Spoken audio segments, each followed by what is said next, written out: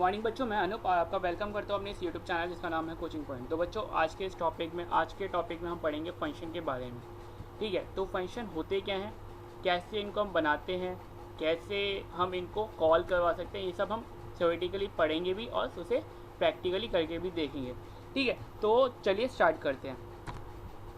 Function is a block of organized reusable code that is used to perform a single related action। Function एक organised block होता है, एक code होते हैं जिनको हम बार बार रीयूज़ कर सकते हैं अपने प्रोग्राम में, जो भी हम प्रोग्राम बना रहे हैं। ठीक है, function provide better modularity for our application. एक तरह से बेटर मॉड्यूलरिटी प्रोवाइड करवाते हैं और एक high degree of code reuse, मतलब हम पर्टिकुलर कोड को बार बार नहीं लिखना पड़ता, उसे बार बार नहीं लिखना पड़ता। ठीक है, as we already know Python give us many built in function. हमें पता है कि पाइथन हमें बहुत सारे इनबिल्ट फंक्शन प्रोवाइड करवाता है, जैसे प्रिंट हो गया, इनपुट हो गया एंड सो ऑन। ठीक है, but we can also create our own function. हम अपने खुद के भी फंक्शन डिफाइन कर सकते हैं, बना सकते हैं। These function are called user defined function, और ये फंक्शन हमारे यूजर डिफाइंड फंक्शन कहलाए जाते हैं। अब फंक्शन कैसे डिफाइन करते हैं, कैसे बनाते हैं? We can define function to provide the required functionality. Here simple rules to define a function in Python. कुछ रूल्स हैं जो हमें फॉलो करके फंक्शन डिफाइन कर सकते हैं। पहला रूल है function block begin with the keyword def. जो फंक्शन है वो हमारा बिगन होता है कीवर्ड डेफ का यूज करके, और उसके पीछे आता है फंक्शन का नाम और पैरेंथेसिस में bracket, circular bracket. Any input or parameter or argument should be placed within these parentheses। कोई भी पैरामीटर, कोई भी आर्ग्यूमेंट हमारे इन ब्रैकेट के बीच में जाएगा, लिखेंगे हम उसे। We can also define parameter inside the parentheses। हम डिफाइन कर सकते हैं पैरामीटर को पैरेंथेसिस और ब्रैकेट के अंदर। The code block within every function start with a colon। और जो कोड होता है हमारा, जो कोडिंग जो स्टार्ट होगी वो हमेशा कॉलन के बाद और इंटेंटेड यूज करने के बाद ही स्टार्ट होती है। The statement return exit of function. जो स्टेटमेंट जो हम लिखते हैं वो क्या करते हैं, फंक्शन से को एग्जिट करता है, फंक्शन से बाहर निकलता है। And optionally passing back an expression to a caller, और वो कॉलर के पास एक्सप्रेशन को पास कर देता है। अब सिंटेक्स कैसे?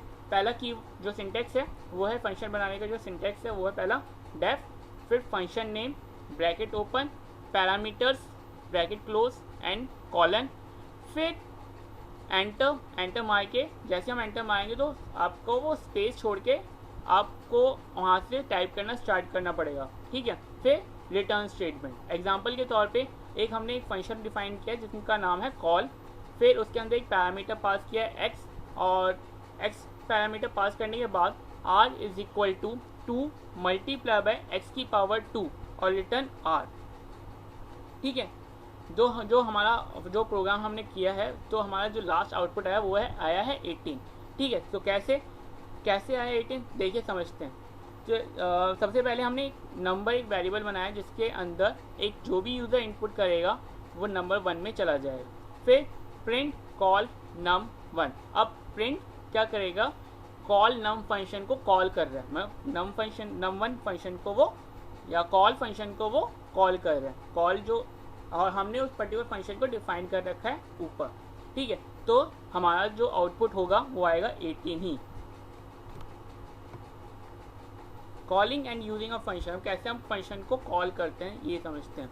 To use a function that has been defined earlier we need to write a function call statement in Python. जो भी हमने फंक्शन अभी डिफाइन करना सीखा है, हम उस फंक्शन को कॉल कैसे करते हैं ये अब हमें पता होना चाहिए। कैसे कॉल करते हैं ये देखते हैं। अब function call statement take the following form. और फंक्शन, जब हम फंक्शन को कॉल करते हैं वो कुछ इस तरीके से फॉर्म होते हैं। पहले फंक्शन का नाम, जो भी हमने फंक्शन डिफाइन किया है वो फंक्शन का नाम यहाँ आएगा। फिर value to be pass to argument, और जो भी वैल्यू आपको पास करवानी है एज एन आर्ग्यूमेंट वो हम ब्रैकेट के अंदर पास करवा सकते हैं। In the above example call define our function call statement would be like call num1, value num is being sent as an argument. और जो वैल्यू हम पास किए जो वैल्यू हम num1 को पास कर रहे हैं वो आर्ग्यूमेंट के तौर पे जाएगी num1 फंक्शन के पास। अब फंक्शन टाइप, फंक्शन के कितने टाइप होते हैं? वो होते हैं 3। एक तो बिल्ट इन फंक्शन, एक function define in module and user defined. Built in function जो पहले से पाइथन में प्री डिफाइंड फंक्शन अवेलेबल होते हैं, हमें सिर्फ उसका यूज़ करना पड़ता है। फंक्शन डिफाइन इन मॉड्यूल में कुछ फंक्शंस होते हैं, उनको कॉल करने के लिए, उनका यूज़ करने के लिए सबसे पहले हम उस पर्टिकुलर मॉड्यूल को इंपोर्ट करवाते हैं, तभी हम मॉड्यूल के अंदर जो भी फंक्शन होंगे उसे हम यूज़ कर पाएंगे। फिर यूज़र डिफाइंड, जो भी फंक्शन यूज़र क्रिएट करता है प्रोग्राम के अंदर, वो होते हैं user defined function. Argument parameter, argument are specified after the function name inside the parenthesis, जो कि आर्ग्यूमेंट जो है वो फंक्शन नेम के अंदर पैरेंथेसिस के अंदर पास किए जाते हैं। You can add a many argument as you want, हम काफ़ी आर्ग्यूमेंट पास कर सकते हैं, लेकिन उनको सेपरेट करने के लिए हमें कॉमा का यूज़ करना पड़ेगा। एग्जाम्पल के तौर पे एक फंक्शन पर डिफाइन किया हमने सम नाम का, और उसमें आर्ग्यूमेंट पास किए ए और B. A and B are the argument which are defined as a variable inside of braces, और ए और बी एक वेरिएबल होते हैं या आर्ग्यूमेंट वेरिएबल कहलाए जाएंगे, जो कि हम पैरेंथेसिस के बीच में पास कर रहे हैं, और उनको अलग सेपरेट कैसे कर रहे हैं, कॉमन लगा करके। Argument Python can be one of these value. अब जो हम आर्ग्यूमेंट के अंदर हम ये 3 टाइप की वैल्यू पास करवा सकते हैं। पहला लिटरल, फिर वेरिएबल और एक एक्सप्रेशन। जैसे एक फंक्शन पर डिफाइन किया हमने सम, और उसमें आर्ग्यूमेंट पास करवाया ए कॉमा बी, ठीक है। अब हमने प्रिंट करवा दिया A multiply by B, sum 3,4 both. अब सम 3,4 क्या है, ये 3 और 4 जो हमारे लिटरल है, ठीक है, लिटरल आर्ग्यूमेंट उसमें पास किए गए। अब फिर नेक्स्ट लाइन में p = 9, अब p में एक वेरिएबल बनाया जिसके अंदर 9 वैल्यू स्टोर करवाई है। अब एक और फंक्शन हमने कॉल किया सम p,5, अब p,5 किया, जिसमें से एक जो है लिटरल है और एक वेरिएबल है। 5 जो है वो लिटरल है और p जो है एक वेरिएबल है, ठीक है, वेरिएबल आर्ग्यूमेंट है। सम p,p+1, अब इसमें क्या है, इस फंक्शन के अंदर एक वेरिएबल का नाम है, एक वेरिएबल है, और दूसरा आर्ग्यूमेंट जो है वो एक्सप्रेशन के तौर पे हमने यूज़ किया गया। अब पासिंग पैरामीटर, अब पैरामीटर कैसे हम पास कर सकते हैं। Python support 3 type of parameters. Python जो है 3 टाइप ऑफ पैरामीटर्स सपोर्ट करता है। पहला है रिक्वायर्ड और पोजिशनल आर्ग्यूमेंट। रिक्वायर्ड और पोजिशनल आर्ग्यूमेंट मतलब कि जिस पोजीशन में आपने फंक्शन बनाते वक्त पैरामीटर पास किए हैं, उसी पोजीशन में आप उसे एक वैल्यू पास करवा सकते हो, ठीक है। जैसे एग्जाम्पल के तौर पर हमने एक फंक्शन बनाया सम नाम से, और उसके अंदर जो पैरामीटर हमने पास किया वो करे हैं a, b, c, ठीक है। अब हमारी आई उसके फंक्शन को कॉल करने की। अब सम e, f, g, अब a के अंदर जो पैरामीटर पास किया जाएगा वो जाएगी e की वैल्यू, ठीक है, a will get value of e, b will get the value of f, c will get the value of g। मतलब ये एक जो पोजीशन हमने फंक्शन में डिफाइन करते वक्त डिफाइन सेट कर दी थी, वही पोजीशन जब हम फंक्शन को कॉल करेंगे, जो हम उसमें वैल्यू डालेंगे वही उनके पास वैल्यू जाएगी, ठीक है। ऐसी सम 2, e, f, इसमें भी 3 वैल्यू पास हुई है, जिसमें एक लिटरल है और बाकी 2 वेरिएबल हैं, ठीक है। जिसमें से a को वैल्यू कौन सी पास हुई 2, e को कौन सी वैल्यू पास हुई b को वैल्यू पास हुई e, और c को वैल्यू पास हुई f, ठीक है। फिर एक और फंक्शन हमने कॉल किया जिसके अंदर हमने तीनों के तीनों लिटरल पास किए हैं, जिसमें से a के पास कौन सी वैल्यू गई 2, b के पास वैल्यू गई 5, c के पास वैल्यू गई 7 की, ठीक है। अब नेक्स्ट डिफ़ॉल्ट आर्ग्यूमेंट कौन से होते हैं। डिफ़ॉल्ट आर्ग्यूमेंट वो आर्ग्यूमेंट होते हैं जिनके अंदर हम अगर कोई वैल्यू पास नहीं करते, ठीक है, तो वो बाय डिफ़ॉल्ट जो हमने फंक्शन डिफाइन करते टाइम पर जो वैल्यू सेट कर रखी होगी वो उसी को ही लेकर चलेगा। एग्जाम्पल के तौर पे देखते हैं, जैसे एक हमने डिफाइन किया प्रिंट इन्फो नाम का फंक्शन डिफाइन किया, जिसके अंदर हमने 2 पैरामीटर पास किए हैं। पहला है नेम और एक एज, और उसको वैल्यू असाइन कर दी 35। फिर हमने प्रिंट नेम को प्रिंट करवाया, फिर हमने एज को प्रिंट करवाया और रिटर्न करवा दिया। रिटर्न करने के बाद हमने फिर अब प्रिंट इन्फो में पैरामीटर अलग चेंज कर दिया, एज की वैल्यू कर दी 50 और नेम हो गया हमारा मिक्की। ठीक है, print info name is equal to Mickey, और जो हमारा आउटपुट आया, पहला वाला आउटपुट जो आया हमारा मिक्की और एज आ गई 50। लेकिन अब दूसरे जो फंक्शन है प्रिंट इन्फो नेम मिक्की वाले में हमने एज की कोई वैल्यू डिफाइन नहीं की, एज को वैल्यू हमने पास नहीं की है, तो वो जो भी हमने बाय डिफ़ॉल्ट फंक्शन डिफाइन करते टाइम पे सेट कर दिया होगा तो वो उसे 35 ही लेकर चलेगा बाय डिफ़ॉल्ट। ठीक है, ये होता है हमारे डिफ़ॉल्ट आर्ग्यूमेंट। अब आते हैं keyword argument. Keyword argument are the named argument with assigned value being passed in a function call statement. मतलब कि जो हमने फंक्शन डिफाइन करते वक्त एक आर्ग्यूमेंट पास किए थे, जब उन्हें कॉल कर रहे हैं तो हम उनको वैल्यू असाइन कर देते हैं, वो आते हैं हमारे कीवर्ड आर्ग्यूमेंट के अंदर। जैसे एग्जांपल के तौर पे हमने एक फंक्शन डिफाइन किया सम नाम से और उसमें आर्ग्यूमेंट पास किए ए और बी और सी। ठीक है, अब सम हम पर्टिकुलर फंक्शन की जो हमने डिफाइन किया उसे कॉल करवा रहे हैं कॉल करवा रहे हैं तो कॉल करवाते टाइम पर हमने ए को वैल्यू असाइन कर दी, बी को वैल्यू असाइन कर दी और सी को वैल्यू असाइन कर दी। ठीक है, तो ए की वैल्यू होगी 4, बी की वैल्यू होगी 5, सी की वैल्यू होगी 1। ये होता है हमारे कीवर्ड आर्ग्यूमेंट। ठीक है, अब दूसरा फंक्शन हमने फिर से कॉल किया जिसमें ए की वैल्यू अब हमने 2 पास कर दी, सी की वैल्यू हमने 6 पास कर दी और बी की वैल्यू हमने 1 पास कर दी। फिर एक और फंक्शन कॉल किया सम के नाम से ही, उसमें भी सी की वैल्यू फिर चेंज कर दी, तो सी की वैल्यू 9 होगी, बी की वैल्यू 5 होगी और ए की वैल्यू 7 होगी। ऐसे हम वैल्यू असाइन करवा सकते हैं कीवर्ड आर्ग्यूमेंट के अंदर। अब मल्टीपल आर्ग्यूमेंट टाइप टुगेदर, मतलब हम मल्टीपल आर्ग्यूमेंट भी पास करवा सकते हैं एक साथ, लेकिन उसको कंबाइन मतलब उसको लिखने से पास करवाने के लिए हमें कुछ रूल्स को माइंड में सेट करके रखना पड़ेगा। पहला रूल है an argument list must first contain positional argument. कोई भी आर्ग्यूमेंट लिस्ट के अंदर पहला आर्ग्यूमेंट जो जाएगा वो पोजिशनल आर्ग्यूमेंट जाएगा और उसके पीछे कीवर्ड आर्ग्यूमेंट होना चाहिए।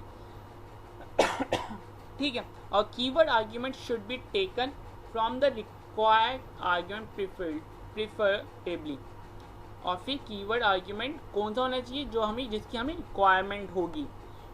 ठीक है, ऐसे नहीं फिर हमें ए की रिक्वायरमेंट हम बी डाल लें, ऐसा नहीं होना चाहिए। We cannot specify value for an argument more than 1।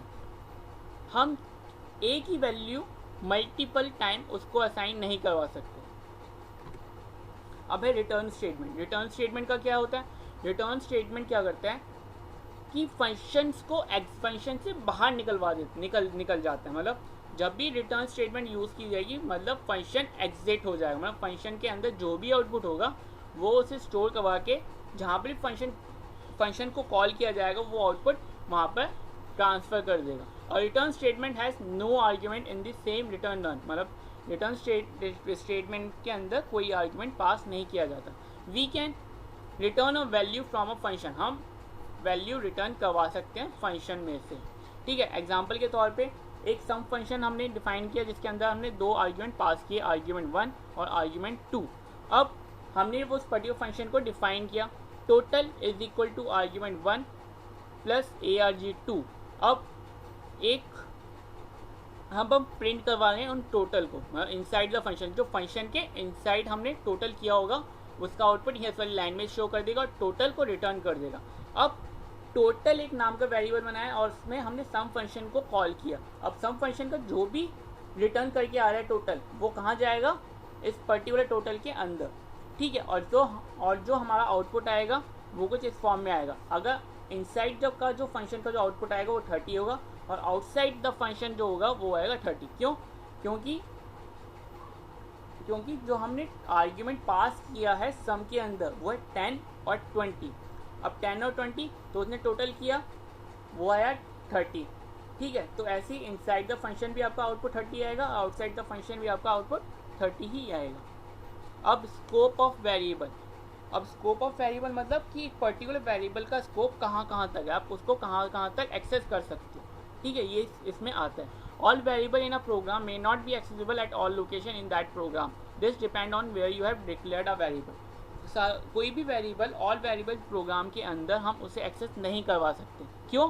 क्योंकि अगर हमें प्रोग्राम के अंदर उस पर्टिकुलर वेरिएबल को एक्सेस करवाना है तो उसको हम ग्लोबल वेरिएबल के अंदर डिफाइन करेंगे या लोकल वेरिएबल के अंदर डिफाइन करेंगे। ठीक है, this depend on the variable declare, जहाँ ये डिपेंड करते हैं कहाँ पर आपने वेरिएबल को डिक्लेयर किया गया।